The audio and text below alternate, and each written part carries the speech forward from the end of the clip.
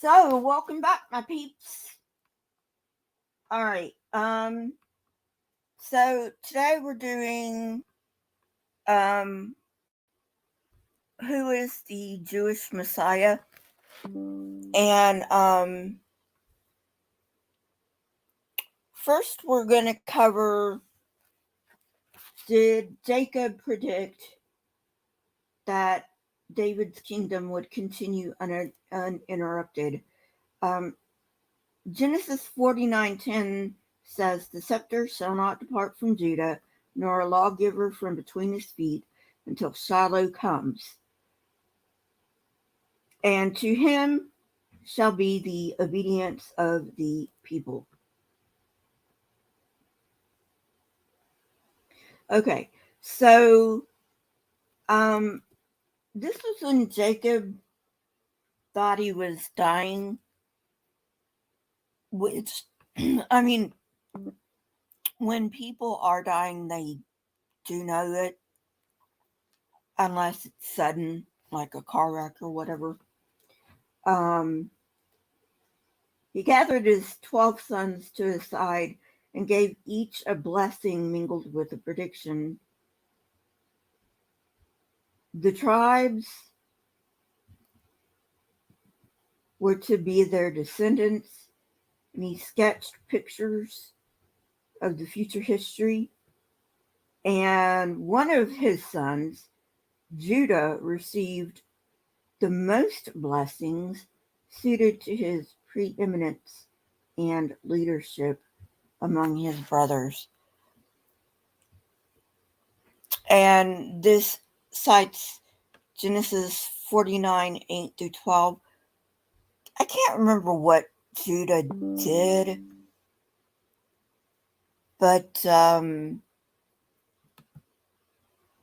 it was enough for him to be the tribe through whom God said the Messiah would come. Of course, I don't believe any of this, but moving on. All right.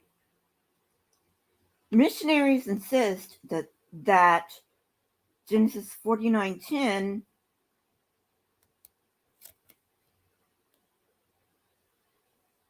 predicts that a king from the tribe of Judah will rule without interruption over the Jewish people. They argue that Judaism is practiced over the 2,000 years, is therefore a defective religion, having no king, blood sacrifice, or high priest as outlined in the Bible, blah, blah, blah. Is this a legitimate claim? Is the church the only valid heir to the biblical faith, which the Jews have long abandoned? This Christian interpretation of Genesis 49:10 is erroneous and misleading.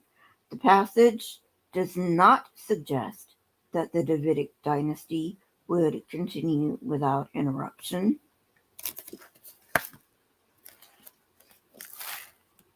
All Christians concede that no king from the tribe of Judah reigned during Babylonian exile or Second Temple period.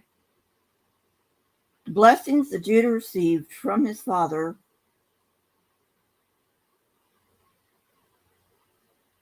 that his descendants would reign as legitimate kings over the children of Israel. Judah displayed the uncommon character of leadership among the 10 eldest brothers. Judah spoke up against killing Joseph.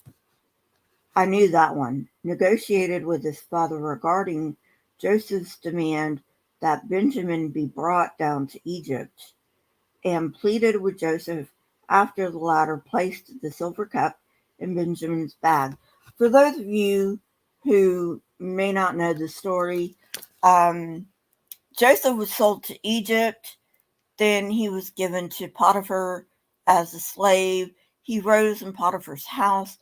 Potiphar's wife accused him of R-wording her, and so Potiphar threw him in jail.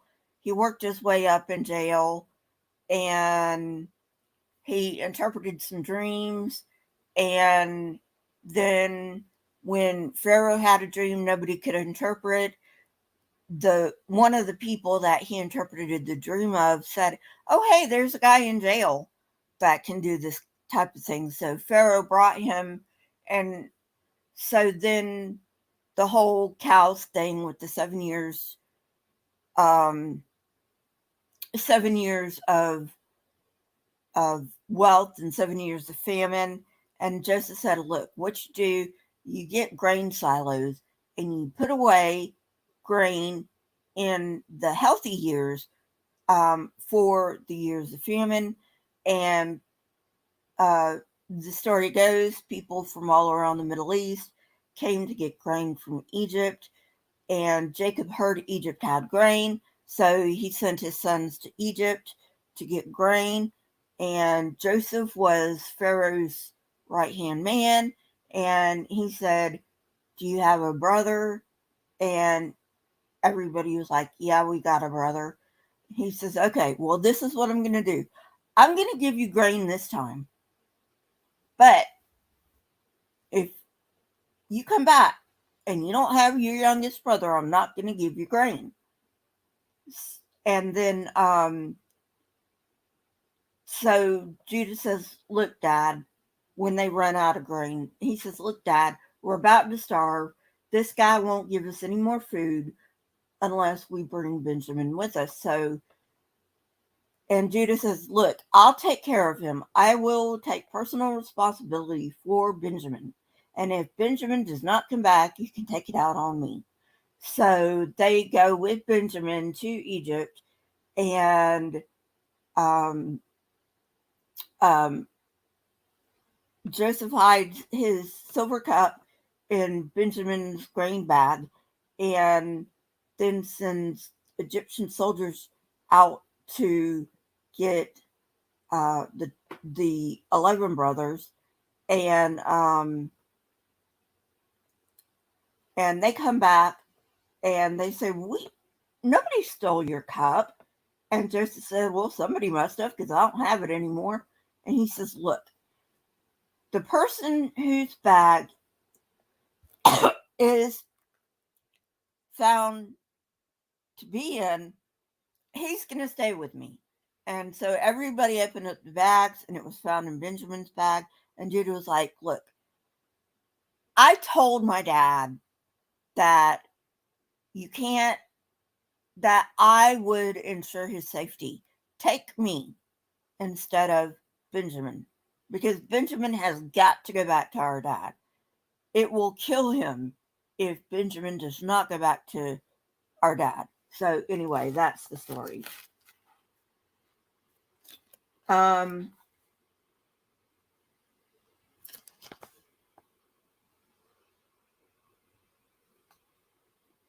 Jacob did not predict the descendants of Judah would reign as king for all time without interruption. The Bible promised that no king would reign over the Jews during their long exile, which would precede the Messianic age. The destruction of the first and second temple was responsible for seismic changes in communal history. Hosea predicted the nation would endure many days without a king or a sacrifice or a high priest. This prophecy utterly disproves the contention raised by missionaries. So, yeah. All right. Furthermore, there's not a single instance in Tanakh where the Jewish people are instructed to worship or place their faith in a crucified Messiah or demigod. This is important because this is where Christians have to insert the second coming, because Jesus didn't do anything the Messiah was supposed to do on his first coming. So, the Christians are like, well, he'll do it on his second coming. But the Tanakh says nothing about his second coming. All right, moving on. Nor does it say anything about a crucified Messiah. That thing about the piercing of his hands and feet. I'll get to that later. I'm still hoping the rabbi will come on and explain that. Okay. The notion that an innocent person can die to atone for the wicked is found nowhere in Tanakh. We've already discussed that. God will forgive the sins of Israel if they confess and repent directly to God. We talked about that. Remember, the sacrifices were not for intentional sin. The only way you could turn from intentional sin was to repent. The sacrifices were for unintentional sin. And the sacrifice on, I think it's Yom Kippur, the one day a year that the high priest can enter the Holy of Holies, that sacrifice was not to atone for the sins of Israel.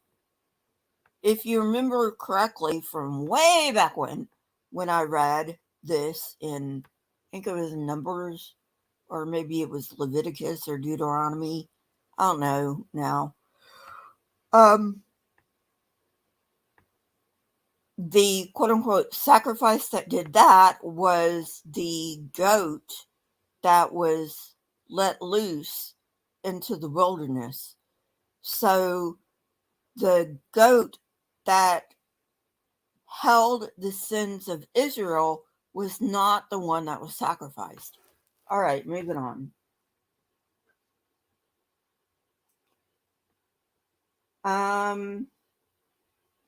So what about all the animal sacrifices?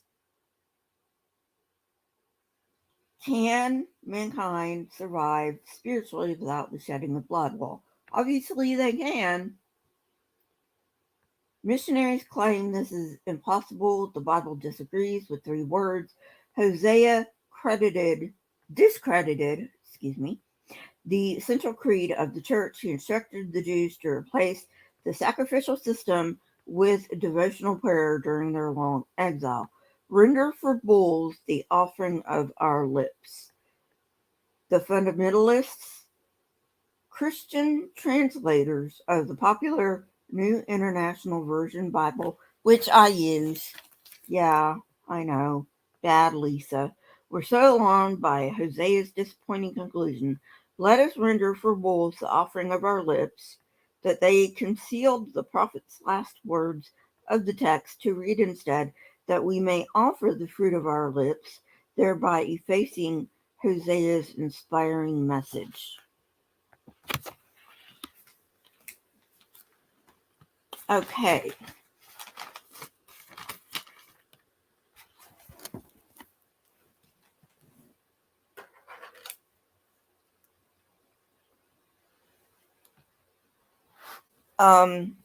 So at any rate, yeah, just remember the goat that was sacrificed in the Holy of Holies was not for Israel's sins. Those sins were transferred to a goat that was then let loose into the wilderness. Look it up. I'm not making this up. I am not making this up. It's there, people. It's there in black and white. And Judah was chosen to issue forth Messiah, or I should say the last Messiah, because there have been many Messiahs, because of his leadership. And I